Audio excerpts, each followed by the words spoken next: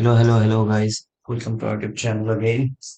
तो पिछले वीडियो में हम लोगों ने डिस्कस किया था जियोमॉर्फिक प्रोसेस और फिजिकल ज्योग्राफी के कुछ पार्ट्स को। तो जियोमॉर्फिक प्रोसेसेस में हमने पिछले वीडियो में डिस्कस किया था ये सब। तो अगर आपने वीडियो नहीं देखा तो जरूर जाके देख लीजिएगा हमारा पिछला वाला वीडियो। ठीक है। तो यहाँ पर हम लोगों ने एक्सोजेनिक और एंडोजेनिक फीचर्स को डिस्कस किया था कुछ। ये सब हमने ऑलरेडी डिस्कस किया हुआ है। तो आज के इस वीडियो में हम लोग डिस्कस करने वाले हैं ग्लेशियर्स को, जो कि हमने पिछले वीडियो में स्किप किया था, क्योंकि हमें अभी इसको लेके थोड़ा सा मैं डिस्कस करूंगा ज्यादा। सो इस वीडियो में टाइम नहीं लगा था, बहुत लंबा वीडियो बन गया था। तो आज की वीडियो में बने रहिए। हम लोग आज के इस वीडियो में ये डिस्कस करने वाले हैं ग्लेशियर्स, जो कि एक एक्सोजेनिक फीचर है, मतलब एक्सटर्नल फीचर है, उसके कुछ डिपोजिशन और इरोजनल फीचर्स को। ठीक है।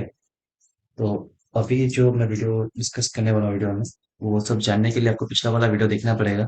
सो पिछला वाला वीडियो देख लीजिए आप लोग पहले, फिर आके ये वीडियो देखिए, क्योंकि यही सेकंड पार्ट है उस वीडियो का। तो आज का वीडियो स्टार्ट करते हैं। सो अगर आपने चैनल को अभी तक सब्सक्राइब नहीं किया तो सब्सक्राइब कर दीजिए चैनल को, और बेल आइकन को प्रेस कर दीजिए, ताकि आप लोग जो फर्दर वीडियोस आने वाले हैं क्लास 10th के लिए, क्लास 11th के लिए, वो सब साइंस और आर्ट्स का वो सब जान पाए, आप लोगों को नोटिफिकेशन जल्द से जल्द मिल जाए। So without any further delay, let's jump into today's topic.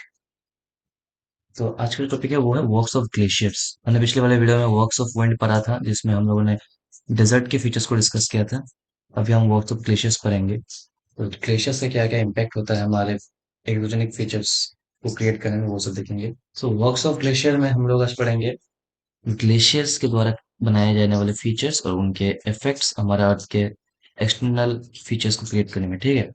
तो ग्लेशियर्स जो है वो 29 क्यूबिक किलोमीटर का वाटर होल्ड करता है। जितना भी अर्थ में वाटर है, उसका एरिया का 29 million cubic kilometre water hold सिर्फ ग्लेशियर्स में है।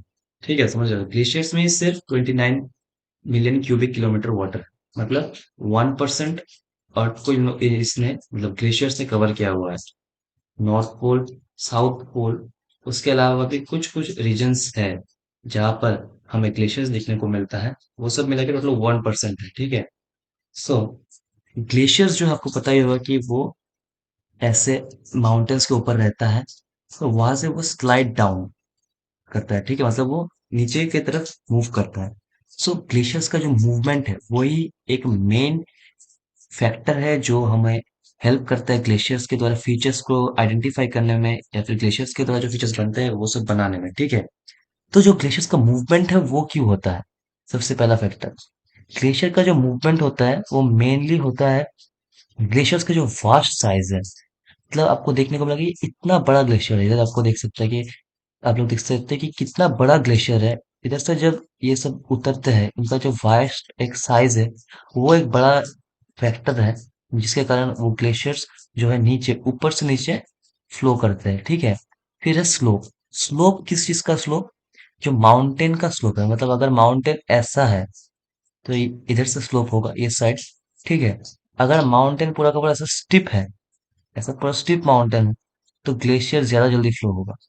आप लोगों ने देखा होगा कि वाटर को अगर आप लोग फ्लो करवाते हैं किसी साइड, मतलब स्लोप से, तो जितना उसका स्लोप का स्टिप होगा, जितना उसका ग्रेडियंट जितना स्टिप होगा, उतना ज्यादा जल्दी वो वाटर फ्लो करेगा। अगर फ्लैट सरफेस है, ऐसा कुछ माउंटेन का शेप अगर कुछ ऐसा कुछ है, तो ग्लेशियर्स को फ्लो होने में थोड़ा थोड़ा टाइम लगेगा। लेकिन अगर वही माउंटेन एक स्टिप माउंटेन है, तो ग्लेशियर्स जल्दी फ्लो करेंगे।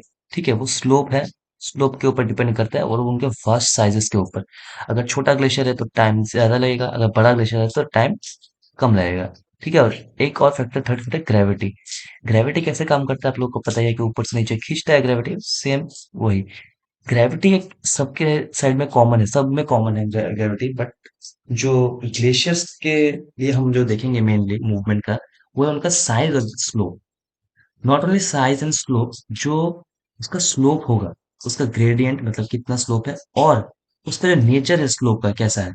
अगर स्लोप ऐसा कुछ खुरदरा सा होगा, मतलब रफ होगा, तो ग्लेशियर्स को थोड़ा थोड़ा थोड़ा टाइम लगेगा, और वो जो फीचर्स बनेंगे वो ग्लेशियर्स में कुछ और टाइप के बनेंगे। अगर ऐसा प्लेन स्लोप होगा, तो उसको इजी होगा फ्लो होने में, और फीचर्स कुछ और बनेंगे। ये सब आप लोग बेसिक है, ये सब समझ लो अभी। हाँ, अब बाकी का जो है हम क्लास 11th के टॉपिक में भी कवर करेंगे, ठीक है। तो ये सब हो गया, ग्लेशियर्स का मूवमेंट के बारे में पढ़ रहे हैं, ठीक है। ग्लेशियर्स का मूवमेंट क्यों होता है, ये आप बेसिक समझ के, ग्लेशियर्स का मूवमेंट क्यों होता है। क्वेश्चंस आते हैं कभी कभार स्टेट बोर्ड्स में कि why glaciers move downwards for the और the reasons for the downward slope of glaciers. तो अब जस्ट ये 3 पॉइंट है, ये 3 पॉइंट को आप डिस्क्राइब कर लीजिए एक एक लिखे। Vast size first of all, second is the slope. Slope में भी थोड़ा पार्ट कर सकते हैं अगर आपको चाहिए तो, स्लोप ऐसे स्लोप लिख के डिस्कस कीजिए स्लोप को। फिर उसमें कुछ सब पॉइंट ऐड कर सकते हैं आप, जैसे कि नेचर, ठीक है, नेचर ऑफ द स्लोप, और जो स्लोप का जो ग्रेडियंट है, ठीक है, gradient of the slope and nature of the slope, ये एक दो पॉइंट और डिस्कस कर सकते हैं उसमें, ठीक है। अभी आते हैं टाइप्स ऑफ ग्लेशियर्स पे, कि ग्लेशियर्स के बहुत सारे टाइप्स होते हैं। फर्स्ट होता है ग्लेशियर्स के टाइप में कंटिनेंटल ग्लेशियर, ठीक है। फिर आता है माउंटेन ग्लेशियर, फिर होता है पिडमंट ग्लेशियर, ठीक है। पिडमंट बोलते हैं कुछ लोग, पाइडमंट बोलते हैं कुछ, बहुत से नाम है, आप जिसको आपका मतलब इजी हो पढ़ने में वो आप पढ़ लीजिए। कॉन्टिनेंटल ग्लेशियर्स क्या होता है, पहली बात ये डिस्कस करेंगे। कॉन्टिनेंटल ग्लेशियर्स होते हैं जो कि जो रीजन्स होते हैं, कुछ कुछ ग्लेशियल रीजन्स होते हैं, बहुत वास्ट रीजन्स, कॉन्टिनेंट्स के नॉर्दर्न पार्ट्स में आपको ज्यादा मिलेंगे, कुछ कुछ कॉन्टिनेंट्स के नॉर्दर्न पार्ट में मिल जाएंगे, जैसे कनाडा के उधर मिल जाएगा आपको कुछ कुछ, ठीक है। North pole south polar regions में मिल जाएगा कुछ कुछ, ये सब होता है कॉन्टिनेंटल ग्लेशियर्स। क्या क्या फीचर्स होते हैं कॉन्टिनेंटल ग्लेशियर्स के। फर्स्ट ऑफ ऑल, जो कॉन्टिनेंटल ग्लेशियर का कॉन्टिनेंटल का जो एक फीचर है वो है उनका वास्ट साइज, ठीक है, वास्ट साइज एक बहुत ही बड़ा फीचर है। सेकंड है उनका लोकेशन। लोकेशन कहाँ कहाँ रहता है, वो कॉन्टिनेंट्स के, बड़े बड़े कॉन्टिनेंट्स के या फिर कुछ बड़े बड़े रीजन्स के नॉर्दर्न पार्ट में ज्यादातर देखा जाता है, ठीक है। ये दो चीजें हैं जो कि कॉन्टिनेंटल ग्लेशियर का आपको याद रखना है। थर्ड सेकंड पॉइंट आता है माउंटेन ग्लेशियर्स। माउंटेन ग्लेशियर्स क्या क्या है, आपको नाम से पता लग रहा हो, जो माउंटेन्स के ऊपर मिलता है ग्लेशियर वही माउंटेन ग्लेशियर्स है। जैसे कि ये एक सपोज ये है एक ग्लेशियर, ये है कॉन्टिनेंटल ग्लेशियर का एग्जांपल, बहुत ही वास्ट साइज है, ठीक है। ये है माउंटेन ग्लेशियर, जो माउंटेन्स के साइड में मिलता है, वो कभी कहीं भी हो सकता है वो माउंटेन ग्लेशियर, ठीक है। वो सिर्फ नॉर्दर्न पार्ट में होगा, ये कोई मैंडेटरी नहीं है, ये कहीं भी हो सकता है माउंटेन ग्लेशियर। इसमें ज्यादा डिस्कस करने का कुछ ही नहीं, कुछ चीज नहीं है इसमें, बस ये आपको याद रखना है कि ग्लेशियर्स कहाँ कहाँ होते हैं, कैसे होते हैं, और कुछ ग्लेशियर्स के एग्जांपल आपको बुक में मिल जाएंगे, कहाँ कहाँ कॉन्टिनेंटल ग्लेशियर से कुछ एग्जांपल, माउंटेन ग्लेशियर से कुछ एग्जांपल, और पिडमन ग्लेशियर्स के कुछ एग्जांपल, ठीक है। Mountain glaciers mainly mountains regions में पाए जाते हैं, माउंटेनियस रीजन्स में, यही है इसका फीचर और कुछ नहीं। थर्ड आता है पिडमन ग्लेशियर।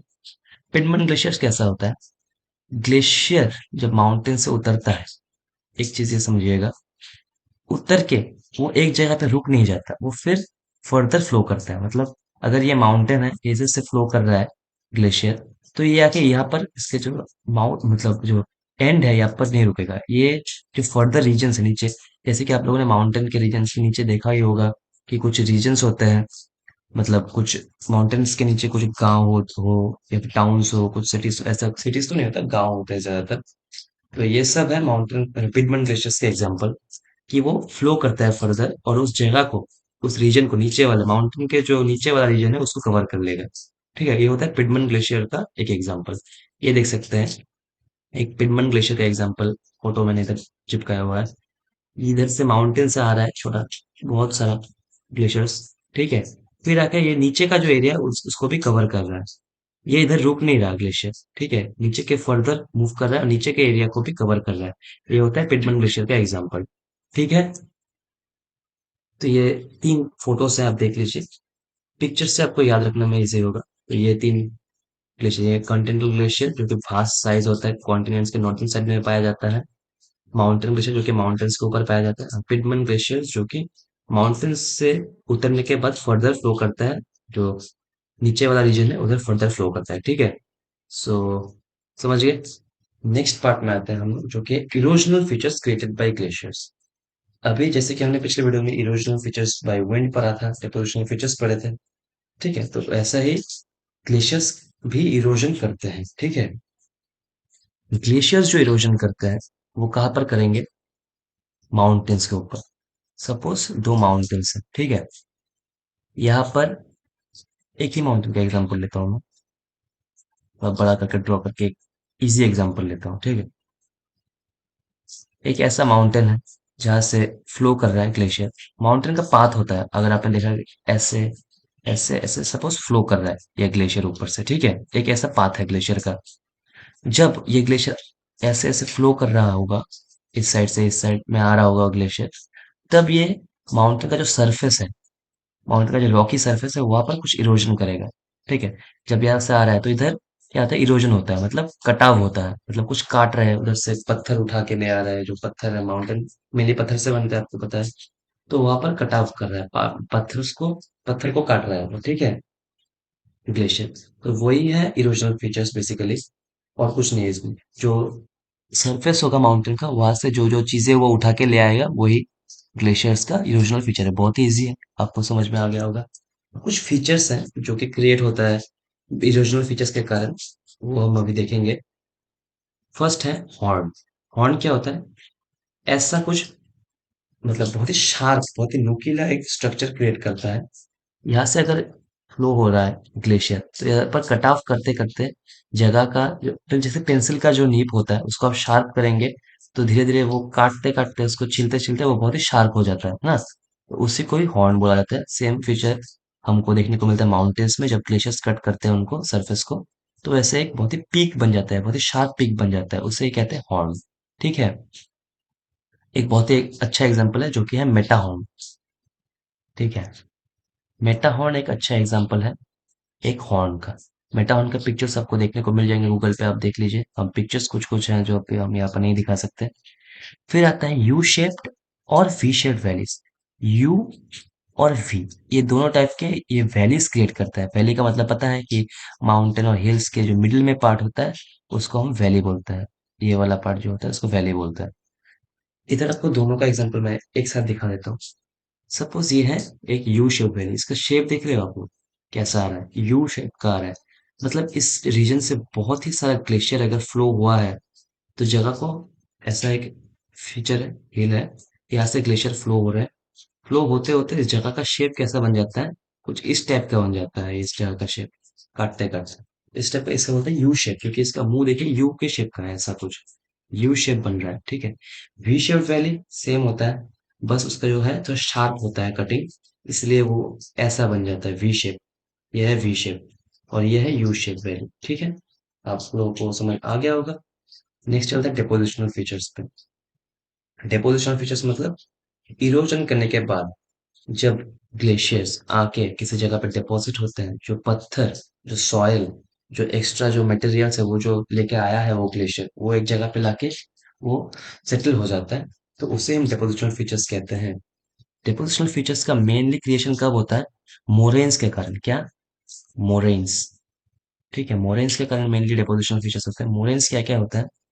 मोरेन्स मतलब कुछ अनवांटेड, ठीक है, अनवांटेड सब्सटेंसेस जो कि वो ग्लेशियर लेके आ रहा है ऊपर से नीचे की तरफ फ्लो करते वक्त, उससे हम मोरेन्स बोलते हैं। वो क्या हो सकता है? रॉक्स हो सकते हैं, सैंड पार्टिकल्स हो सकते हैं। सैंड पार्टिकल दिखता नहीं इधर, लेकिन सैंड्स और रॉक्स ज्यादातर होते हैं। और कुछ और भी फीचर्स होते हैं, जैसे कि ऊपर में पहाड़ में बहुत सारी चीजें रहते हैं। कभी कभार पाइन ट्रीज जो है बहुत ही ऊपर से लेके आ गया अगर ग्लेशियर, तो उधर जाके नीचे जाके सेटल हो जाता है, ये सब होता है, ठीक है। अभी हम पढ़ेंगे मोरेन्स के टाइप्स को। मोरेन में बेसिकली तीन टाइप्स होते हैं। एक होता है लेटरल मोरेन, एक होता है मीडियल मोरेन, और एक होता है एंड और टर्मिनल मोरेन। नाम से पता लग रहा होगा, लेटरल मोरेन का मतलब है जो सीधे होता है। मतलब सपोज ये हिल है या फिर माउंटेन में, अगर ये हिल्स है तो इनके साइड से दो ग्लेशियर्स आ रहे हैं। फर्स्ट, ये है फर्स्ट ग्लेशियर, ये है सेकंड ग्लेशियर, ठीक है, आ रहा है। ये देखिए इधर माउंटेन है, इधर आपको दिख रहा होगा ये माउंटेन है, इधर से एक ग्लेशियर आ रहा है, इधर से एक ग्लेशियर है माउंटेन के। तो ये जो साइड में ग्लेशियर है, इसके साइड में जो मोरेन्स कलेक्ट होंगे, वो नीचे जाके कलेक्ट हो जाता है, सेटल हो जाता है, पता है ना। अगर ऐसा एक ग्लेशियर आ रहा है तो उसके साइड में भी कुछ कुछ डिपोजिशंस होते हैं, उसको बोलते हैं लेटरल मोरेन्स, ठीक है। फिर जब ये दोनों मिल जाते हैं एक जगह पे, ये है इसका मीटिंग पॉइंट, ठीक है, वहां पर भी ये देखिए, ये है पूरा का पूरा मिड पॉइंट। हाँ, तो यहाँ पर भी कुछ कुछ चीजें डिपॉजिट हो जाते हैं, इसको बोलते हैं मिडिल मोरेन। जो मिडिल में दोनों ग्लेशियर्स को मिलने के बाद जो मिडिल में जो होता है, उसको हम बोलते हैं मेडियल मोरेन। ये जगह, ठीक है, दोनों ग्लेशियर्स इधर से आके इधर मिल गए, तो ये होता है मेडियल मोरेन, ठीक है। अलग अलग ग्लेशियर्स के साइड्स में होते हैं लेटरल मोरेन। दोनों ग्लेशियर्स मिलने के बाद उनके मिडिल में जो जॉइन होता है उसको बोलते हैं मेडियल मोरेन। ये बहुत ही इजी तरीके से मैं समझा रहा हूँ। फिर होता है एंड मोरेन। एंड मोरेन का मतलब टर्मिनल और एंड, मतलब जब ग्लेशियर्स खत्म हो जाते हैं नीचे आके, दोनों ग्लेशियर्स से मीट हुए, फिर आके इधर इधर देखिए, दोनों ग्लेशियर्स मीट होके इधर लास्ट में आके ये सेटल हो गए, इधर आके ग्लेशियर रुक गया। जब ग्लेशियर रुक जाता है तो ग्लेशियर तो गल जाता है या फिर सूख जाता है, कुछ ऐसा होता है।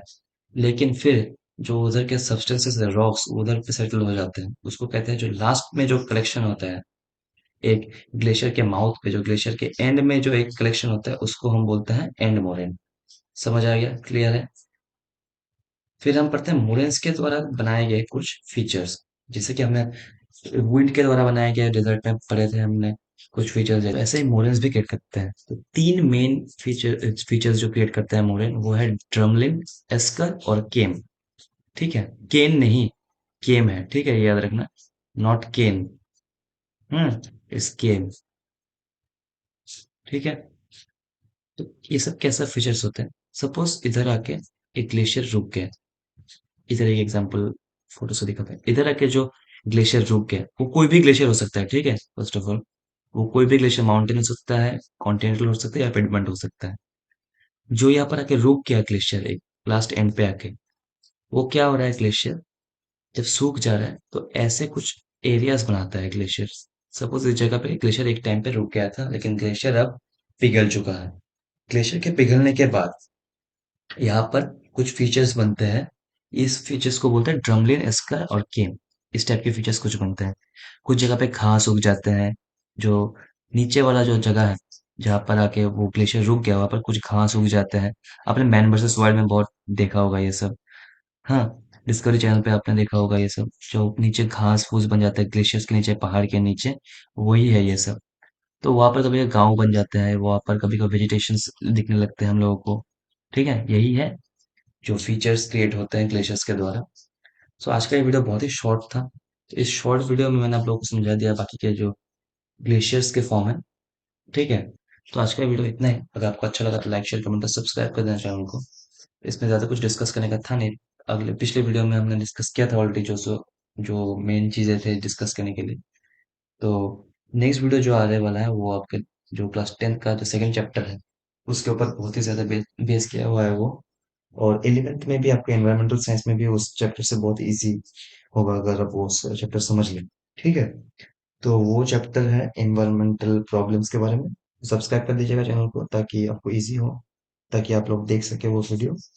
सो आज के लिए इतना ही। Good bye.